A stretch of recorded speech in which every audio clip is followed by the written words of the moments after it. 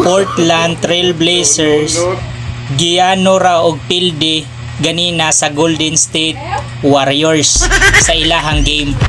Unsay giingon ni Stephen Curry nga ilang idaog ang last 2 games nila, which is gihimo na ni Curry ang usa nila ka game ganina nga giyano ra nila pildi ang super team nga Portland Trail Blazers, which is naay daghan nga superstar diha sa Blazers.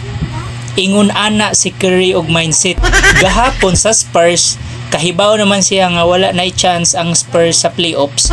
Nagpapildi-pildi si Curry kay unsa may gipangayo ni Steve Kerr, diba?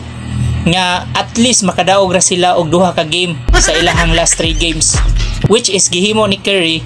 Nagpapildi-pildi siya gahapon sa ilahang first game.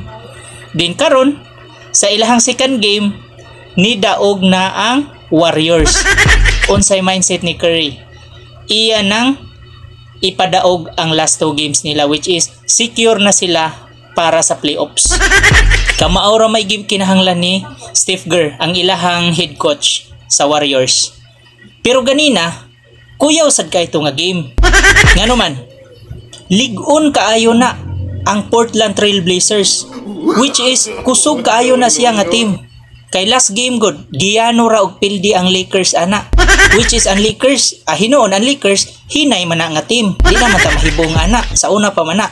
Pero karon gihimo og history ang Warriors kontra sa Blazers ganina. Giyano ra pildi, wala na ni sulod si Stephen Curry sa last minute sa ilang game, which is sa 4th quarter. Wala na siya ni duwa, iyan ang gihatag kan Jimmy Butler, which is gihimo na ni Jimmy Butler ang last minute sa ilahang game, which is ang 4th quarter ganina. So mao na to siya, mao na to'y Portland Trail Blazers. Ingon ato rasad pildihon sa Warriors ang Lakers sa ilahang first game sa playoffs.